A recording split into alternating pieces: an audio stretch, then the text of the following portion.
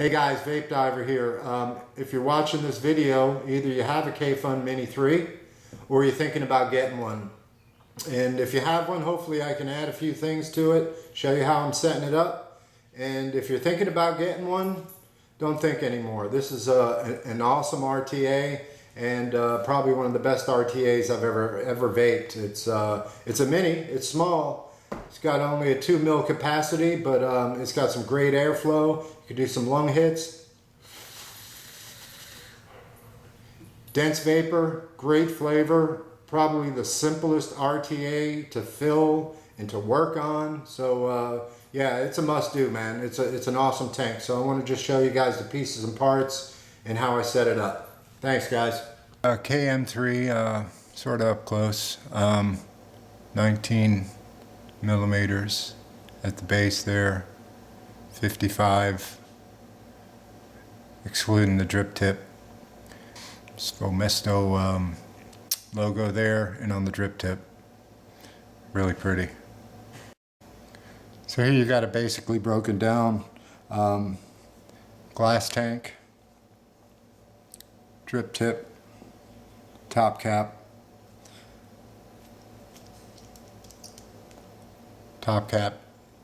open for filling,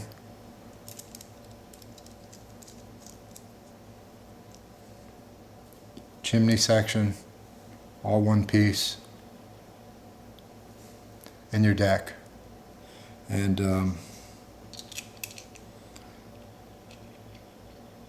this juice control, let's see if I kind of show.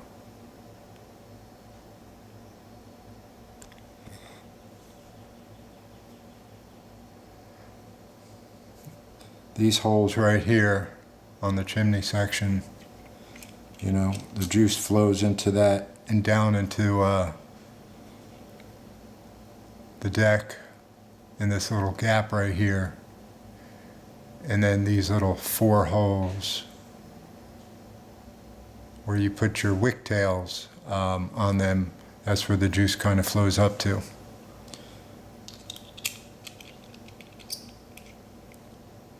So if you really look inside them little holes right there, as you turn, let me see if I can zoom in a little closer. Too close. You should start seeing them close off.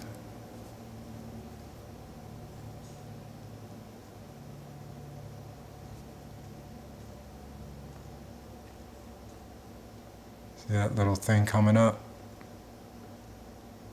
See how little that dark little spot is now?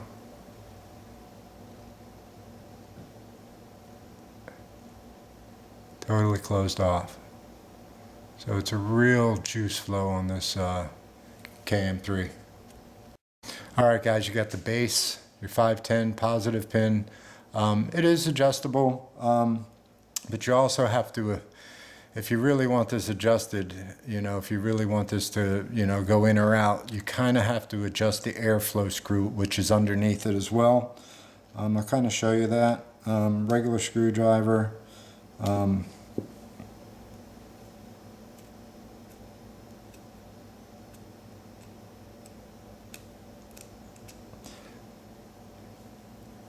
Screw comes out and the base. And then you got your airflow chamber here where you see this O-ring around the outside of it there. And you can see the regular screwdriver, that's your airflow screw in there.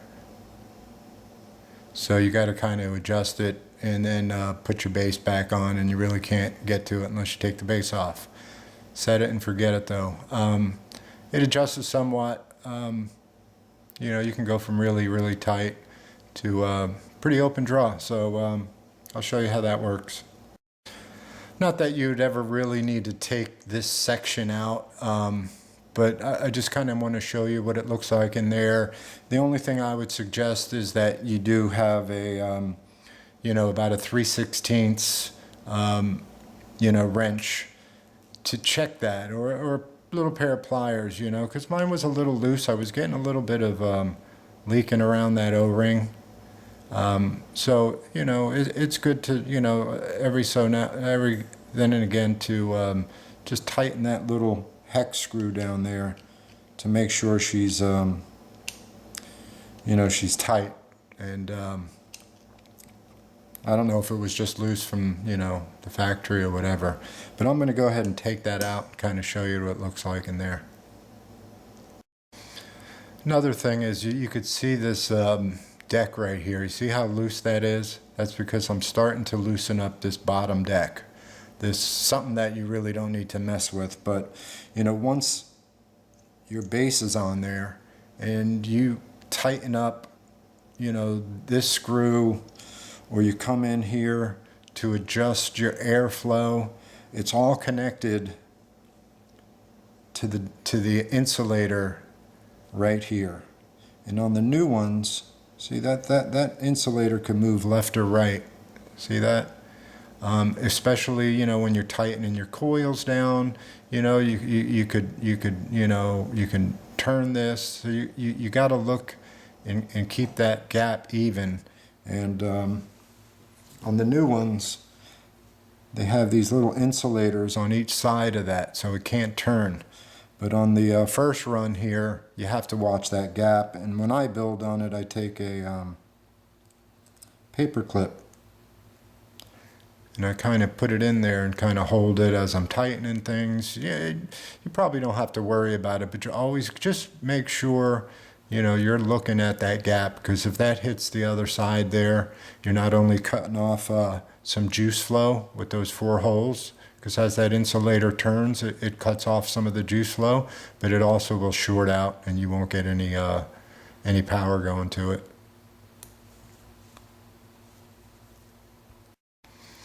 So like I said, I took out the whole positive airflow pin. And it's something really that you don't really need to do. Basically this just, you know, came out of the hole there and seals, and you could see the little screwdriver for your airflow. The top of this is threaded and it comes up from the deck and threads onto your insulator here, your air hole from underneath.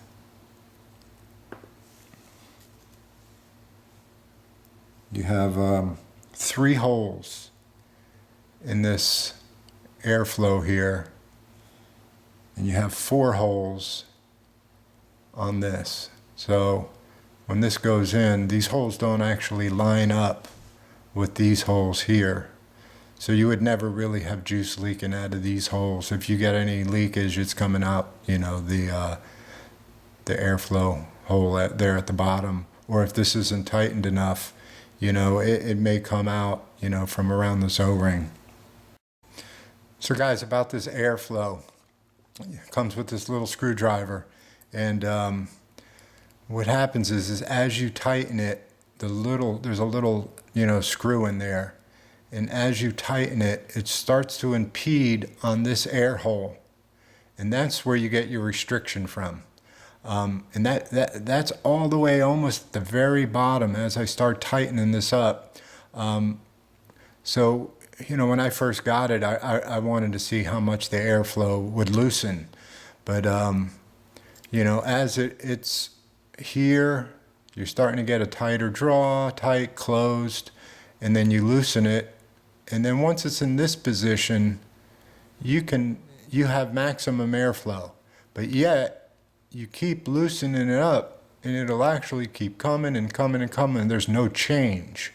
So, you know, there's only a couple of turns in here where you really do notice the airflow difference from closed to about here, and then you can keep screwing it out, screwing it out, screwing it out, and there's absolutely no difference.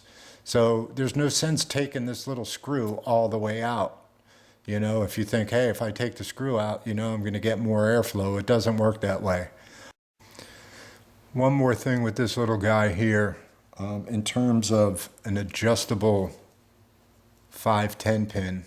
If that little screw in there if you like a tight draw, as you tighten this down, it's not gonna, the bottom of this screw won't touch the bottom of that screw, and that's fine. But to keep this thing tight, it's going to tighten down to where it stops. But if you need this pin to actually protrude out further, it's to adjust it to your mod, it's not going to happen. It's not going to back out and hold unless you take this little screw and back it out where this pin rests up against that. That's the only way this thing will adjust out further.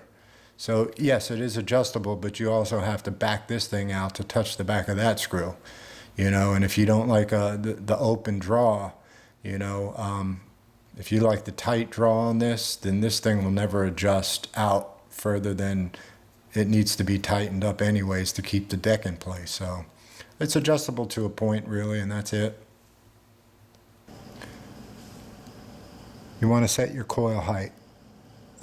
Yeah, anywhere probably between 1 and 2 millimeters, I guess, you know. I use a blunt tip needle that I know is like 1.22 millimeters, and I like to easily slide this under the coil, you know, which gives me about 1.3 millimeters, and I just find that perfect. You know, you just kind of slide it down there and check it. You know, and every time I re-wick, I'm always checking that height. So, yeah, it's just a simple 28 gauge, 8 wraps, and we'll go ahead and fire it up.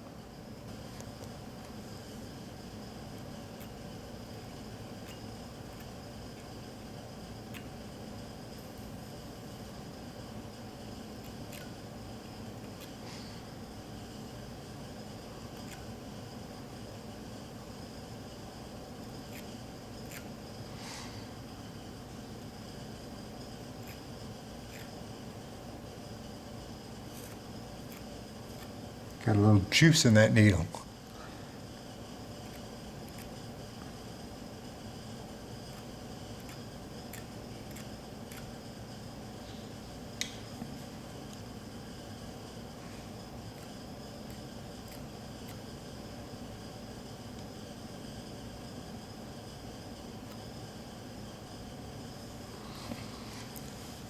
That's it. We got a good coil in there. Is it a 1.5?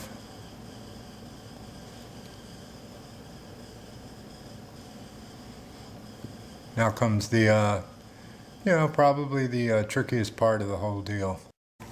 All right, guys, I got my preferred wick material is rayon, and you know, I think that the KM3 wicks so well you can get away with a little bit less, and you know, it's the one thing that's going to really determine the performance of your vape is getting the exact amount of wicking material in that coil, and it really makes a difference. So, you know, after a while you kind of rip off a piece and you kind of know, but until you really slide it into the coil, you know, sometimes you'll slide it in and it feels a little too much. This is a simple 28 gauge Kanthal coil, 8 wraps. And I found out that with regular rayon, you should not, I'm not twisting the wick at all. It's fluffy, and I find out that I don't have to hold the coil whatsoever. I'm just pulling it through, and it's wanting to move the coil. It's on the verge of moving, but it's not. And that's all I can say. You know, if you slide that through and it's deforming the coil, you got too much. If you feel like, you know, you're bringing it through and it's not even moving the coil whatsoever, it may not be enough. I mean, this is just on the verge of deforming it. But anyways, you get the feel after a while. I like to bring the rayon all the way through, and then back, and then seat it.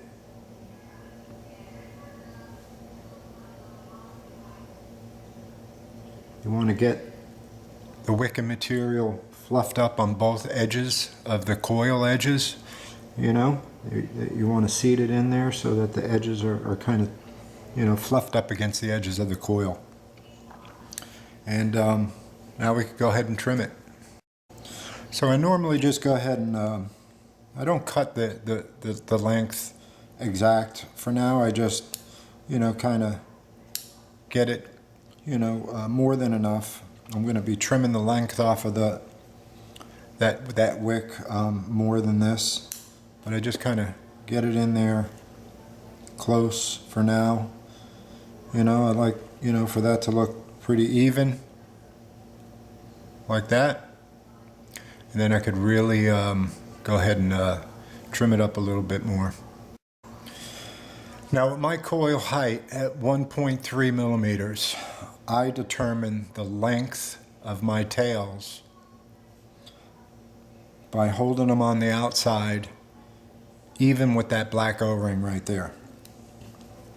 That sets my length of the tails perfectly, because when these tails get stuffed inside the ledge, they kind of need to be at the right height. If you got them too short, no good. If you got them too bunched up, not good. You know, so there is a, you know, a sweet spot for that for sure. And like I said, I mean, if you're a 2 millimeter coil height guy, well, then maybe that black O-ring isn't going to work for you. You're going to have to find something else that you could, you know, measure them with a ruler, you know, something that you could duplicate every time.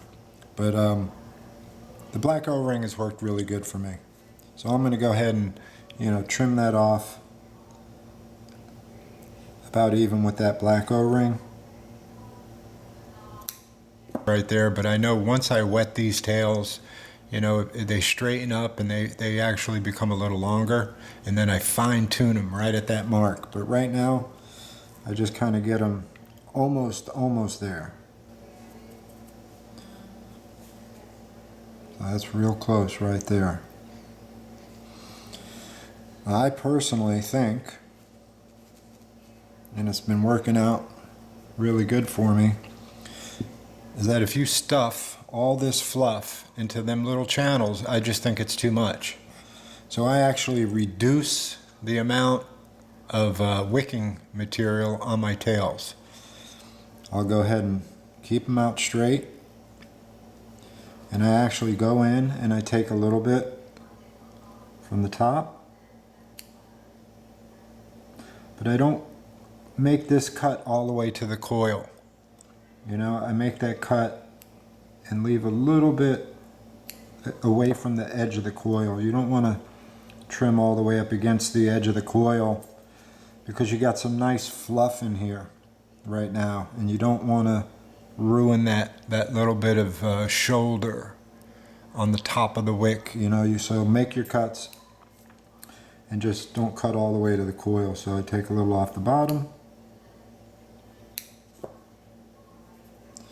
take a little off the sides,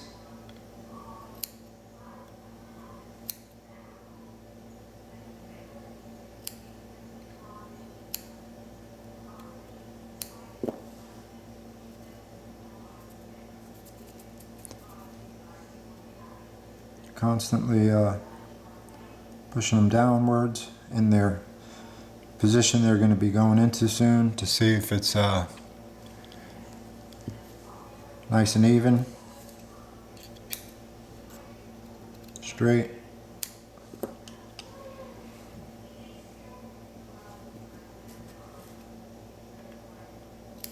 I probably reduced the size of the wick tail by 20%.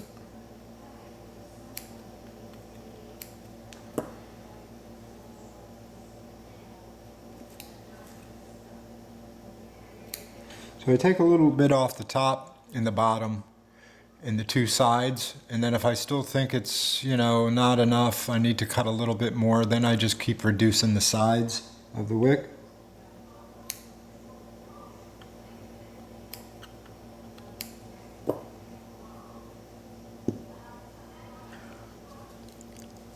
So I'm looking down, I got my wick tail pressed down, and I'm looking down at the width of the tail, and it looks like the width of the channel that it's going to be sitting into. So, I mean, you can see the difference between the side that's all fluffed up and the side that I've trimmed down. So I'm going to just reduce the other tail, and then we'll stuff them in. Alright guys, so I've kind of reduced the tails. So the next thing I do is I juice them up. I don't saturate them fully, but I just paint them on there a little bit.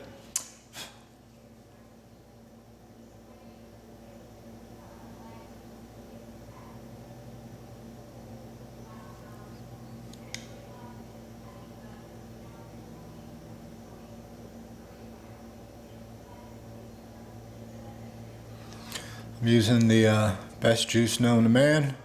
Thank you, Bronze. A little HHV, Dragon's Fire. So I got the tails painted, and I kind of just bring them down a little bit, and now I could really measure.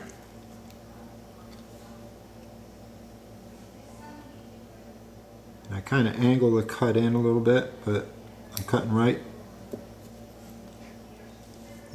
to that black O-ring, right to the top of it.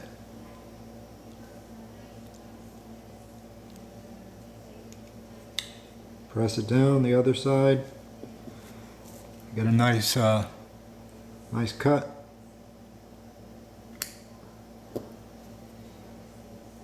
Right to the top of that O-ring. And that has worked out perfectly for the right height into those channels.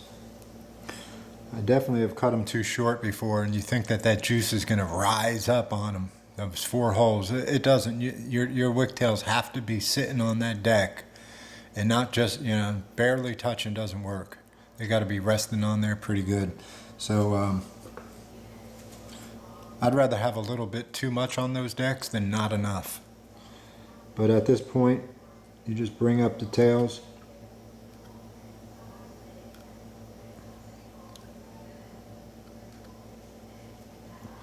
And once they're wet a little bit, you know, they kind of slide right in there.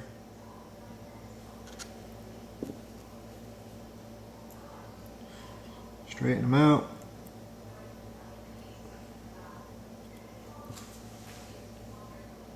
Spread them out. I go from the back side and press them in. Front side, press them down.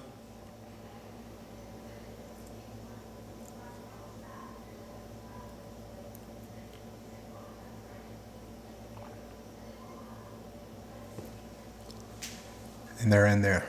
And I go ahead and finish juicing them up. A little on the coil.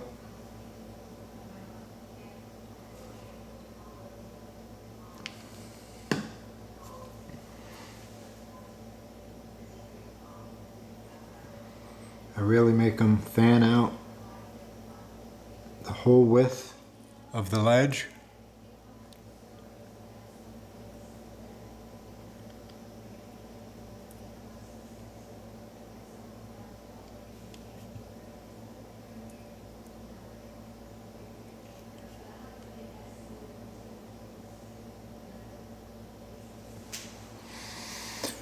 That's about how it looks, guys.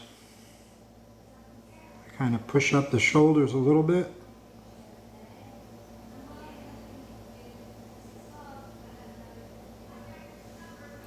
You know, you don't want them to be drooping from the coil down. You know, these little top shoulders right here, kind of want to fluff them up against the sides of the coil.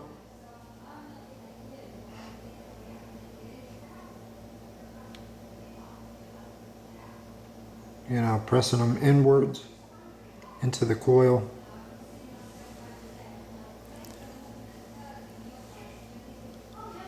And that's about how it looks right there.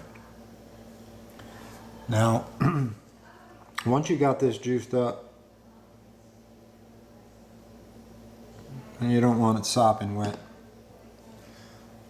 I go ahead and give her a little fire.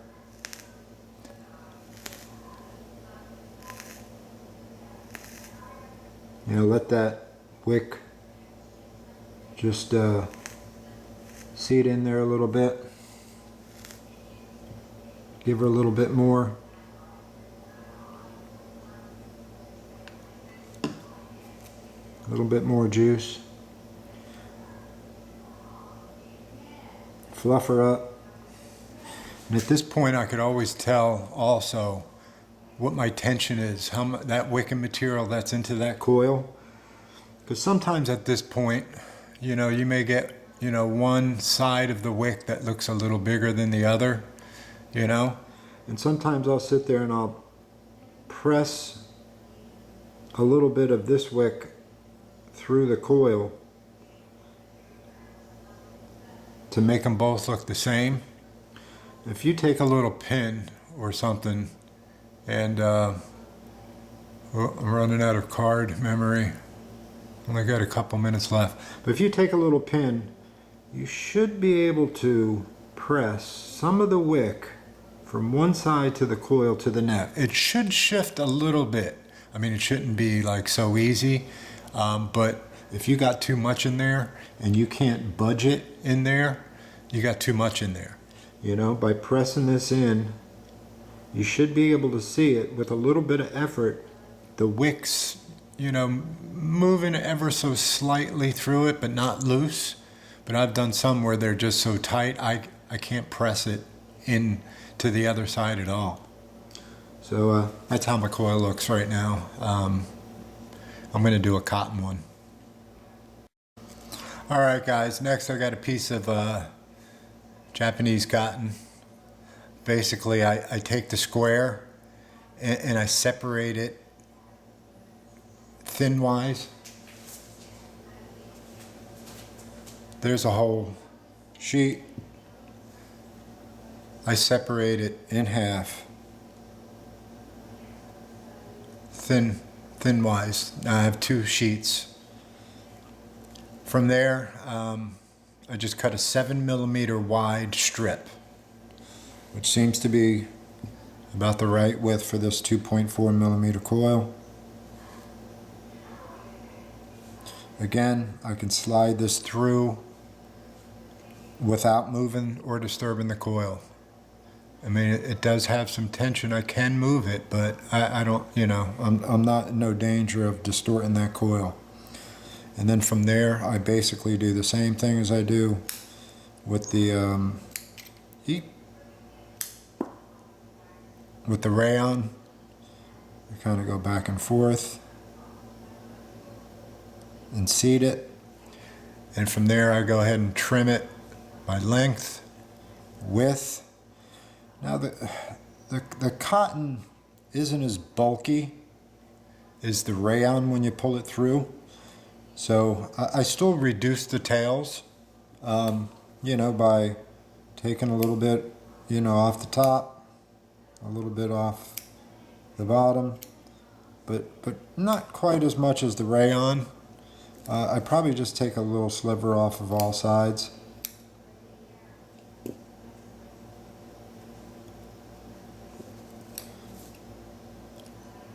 But I definitely reduce it.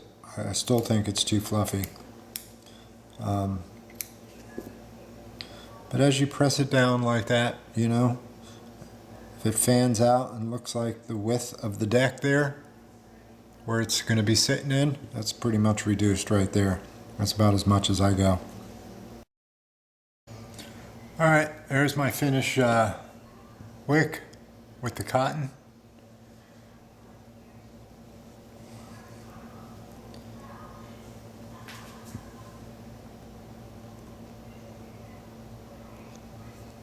And one thing you want to do is, if you get too much wicking material close to the air hole,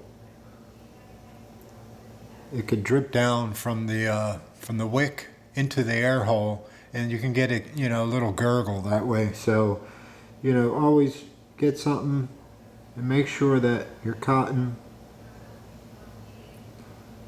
isn't, you know, sliding down your coil and getting into the air hole. You want that free, you know. So I always, you know, take my my pin here and just push the bottom of the wick tails away a little bit. So that's the only way you're going to get some gurgling in this atomizer, or any kind of leaking through the bottom, is through that air hole. Alright, let's put this back together again. Coil looks good. Wick looks real good. Next thing you want to do is, you know, go ahead and assemble it. You could go ahead and put the chimney on.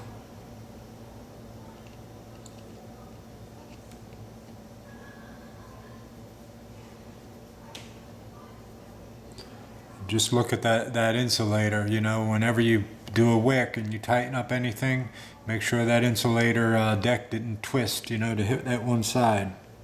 If you got the new version, you ain't got to worry about it. Alright, that's tight. I want to go ahead and put on the glass tank.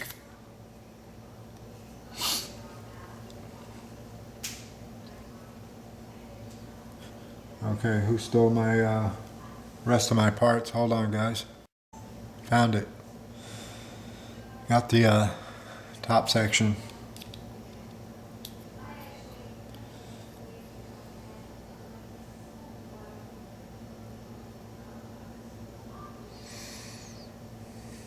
KM3, baby.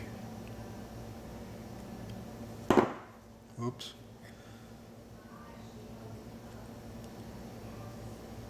Alright, let's go ahead and fill it. Your juice control is closed all the way. Go ahead and open the top part.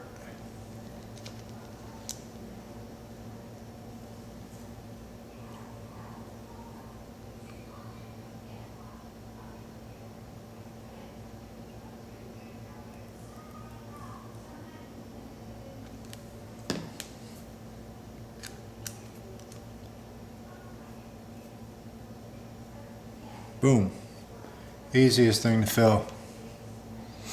And go ahead and open up the juice flow. I see the logo right there. I don't have to flip it upside down or anything. I just look at that hole, and I just go, I'm about 2 1/4 turns. That's a quarter. That's a half. 3/4. 1, 1 1/4, 1 1/2, bubble. 1 3/4, 2 turns, 2 1/4. Done, guys. Let's mount this baby and do a little vaping. Alright guys, here's the a coil and wick I've had in there for a while, and just, you know, whenever you re-wick, I think it's important to constantly learning things. Every time I re-wick, as I pull the wick out of the coil, I'm always, you know, because I could be vaping on it. I say, this is a really good vape, this one, you know. So I make it a point that when I re-wick it, you know, because I think the wicking has, you know, just about everything to do with the quality of the vape, the taste, and the vapor. So as I you know, re-wick it, you know, I'm saying, all right, why was that one, you know, so special? Or really, you know, a really good vape on that wick. And so as I, you know, pull out the old wick, you know, I'm always thinking, you know, was this one a little tight, a little loose? And so that's kind of my thoughts when I go to re-wick it. And you know, too little cotton, too much, you know, really plays a big part in the quality of the vape. And I found out with this tank, you know, you know, a little less is probably better. And you can always tell as you you know, take the old wick out, you know, the resistance of how it comes out, and just keep a mental note, you know, after every time you do it, you know, how easily it pulls out. But you know, this is a 28 gauge, you know, coil, Canthal coil, and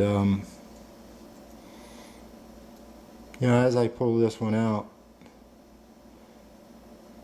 it comes out. You know, it didn't really move the coil that much. It had a little resistance, but certainly not enough where you have to cut, you know, one side of the wick to get it out.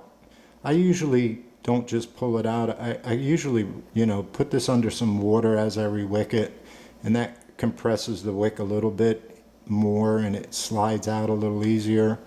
But I mean, that's a coil that's been in there for a while, and that's about how easily it pulls out. And there was some resistance, but definitely pulls out without cutting anything or wetting it or what have you.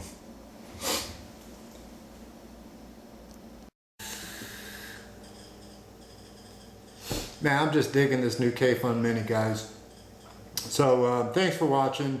Like I said, if you're thinking about getting one, hopefully it changed your mind. And you know, I'm just thoroughly enjoying this new kayfun Mini, guys. So I appreciate you watching again, and we'll just leave on a couple of lung hits with the kayfun Mini.